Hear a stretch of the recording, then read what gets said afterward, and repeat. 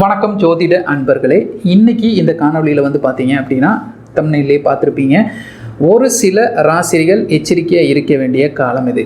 என்ன அப்படின்னு பார்த்தீங்கன்னா குரு பெயர்ச்சிங்கிறது உங்களுக்கு 2025ஆம் வருடம் தோராயமாக மே மாதம் பார்த்தீங்க அப்படின்னா உங்களுக்கு குரு பெயர்ச்சி நடக்க இருக்குது. ஆனால் இந்த குருவுடைய இப்போ வக்ர காலம், அதாவது குரு வக்ர பயிற்சின்னு சொல்கிறாங்க. ஸோ இப்படி இருக்கக்கூடிய காலங்களில் ஒரு சில ராசிகள் கொஞ்சம் எச்சரிக்கையாக இருக்க வேண்டிய காலம். இதில் பார்த்தீங்க அப்படின்னா இதில் கிட்டத்தட்ட ஒரு 6 ராசிகள் அப்படிங்கிறத எடுத்துக்கலாம், பாதிக்கு பாதி. இருந்தாலும் அதுலேயும் பார்த்தீங்கன்னா நம்ம ஃபில்டர் பண்ணி ஒரு 4 ராசிகள் கொஞ்சம் எச்சரிக்கையாக இருக்கணும். ரொம்ப பயப்பட வேண்டிய காலமானு கேட்டிங்கன்னா அதெல்லாம் கிடையாது. இருந்தாலும் கொஞ்சம் எச்சரிக்கையாக இருக்கக்கூடிய காலம் இது. அப்போ இந்த வக்ர பயிற்சி அப்படிங்கிறது ஏற்கனவே இந்த அக்டோபர் 9ஆம் தேதியிலிருந்து உங்களுக்கு பிப்ரவரி 2025 வரைக்கும் இருக்குங்க. அதாவது மே மாதம் தான் உங்களுக்கு அடுத்த குரு பயிற்சி நடக்க இருக்குது. இந்த வக்ர காலங்களில் என்னென்ன மாதிரியான ராசிகளுக்கு கொஞ்சம் எச்சரிக்கை தேவைப்படும் அப்படிங்கிறத நம்ம பார்க்க போகிறோம். இதில் முதல் ராசி அப்படின்னு பார்த்தோம்னா மேஷ ராசி எடுத்துக்கலாங்க. இந்த மேஷ ராசிக்காரர்களுக்கு நல்லா தான் இருக்குது, நல்லா இல்லை அப்படின்னு நம்ம சொல்ல முடியாது, நல்லா தான் போயிட்டு இருக்கு. நீங்கள் நிலம் ஏதாவது வாங்குறதுக்கு முற்பட்டு இருந்தீங்க அப்படின்னா அதில் கொஞ்சம் கவனமாக இருக்கணுங்க. அதுக்கு அடுத்தது என்ன அப்படின்னு சொல்லி பார்த்தா இந்த அரசியல் இருக்காங்க இல்லைங்களா, அரசியல் சம்பந்தப்பட்ட துறைகளில் இருக்கிறவங்களுக்கு கொஞ்சம் கவனம் தேவை. மற்றபடி மற்ற எந்த விதமான உங்களுக்கு பெரிய லெவலில் பிரச்சனைகள் இல்லை அப்படின்னாலும் இந்த மாதிரி இடங்களில் கொஞ்சம் கவனமாக இருக்க வேண்டிய காலம் இது.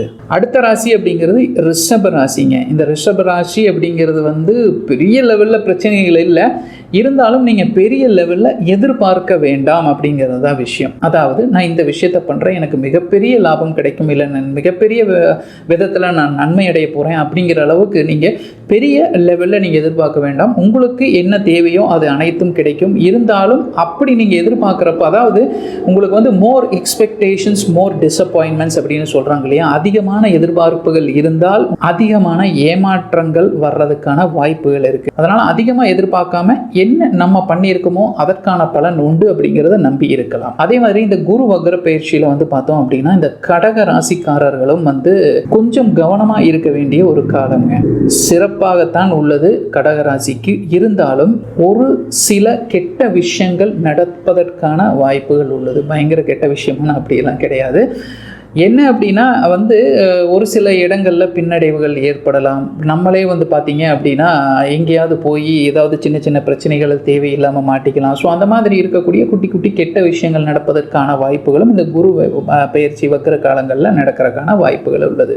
அதனால் எதையாவது ஒரு விஷயத்தை செய்கிறோம் அப்படின்னா 1க்கு 2 தடவை நீங்கள் இந்த வக்ர பயிற்சி காலங்களில் செய்வது நல்லது. யோசித்து ஒரு விஷயத்தை செய்யுங்க. சிம்மம் ராசி இவங்களும் கொஞ்சம் எச்சரிக்கையாக இருக்க வேண்டிய காலம்தான். சிம்மம் அப்படின்னாலே உங்களுக்கு தெரியும், இது ஒரு நெருப்பு ராசி. பதவி, அரசியல், அரசாங்கம், ஸோ இந்த மாதிரி இருக்கக்கூடிய விஷயங்களுக்கு சிம்ம ராசி ரொம்பவே ஒத்து போகுங்க. அதனால் இந்த காலங்களில் நம்ம பேசாமல் இருக்கிறது ரொம்பவே நல்லது. குரு வைக்கிற பயிற்சி காலங்களில் உங்களுடைய பதவியும் பார்த்திங்கன்னா ஒரு சில சிம்ம ராசிக்காரர்களுக்கு பறிபோகிறதுக்கான வாய்ப்புகளும் இருக்குது. பட் மற்றபடி ரொம்பவே நல்லா இருக்குது அப்படின்னு தான் சொல்லலாம். அதே மாதிரி ஒரு விஷயத்தை நல்லா தெரிஞ்சுக்கோங்க. இப்போ எச்சரிக்கையாக இருக்க வேண்டிய ராசிகள் ஒரு 4 ராசிகளை சொல்லியிருக்கோம். இதெல்லாம் ஒரு பொது பலன் மட்டும்தான். உங்களுக்கு இந்த குரு வக்ர பயிற்சி காலங்களில் இவங்கெல்லாம் கொஞ்சம் எச்சரிக்கையாக இருக்கலாம், இந்த ராசியை சேர்ந்தவர்கள். இருந்தாலும் உங்களுடைய தனிப்பட்ட ஒரு ஜாதகத்தில் இந்த கிரகங்கள் எல்லாம் வலிமையாக இருந்தது அப்படின்னா நீங்கள் அதை பற்றி கவலைப்பட வேண்டிய அவசியமே கிடையாது. உங்களுக்கு நல்ல திசை, நல்ல கிரகத்தினுடைய திசை நல்லபடியாக வலுவாக போயிட்டு இருந்தது அப்படின்னா எந்த பிரச்சனைகளும் கிடையாது.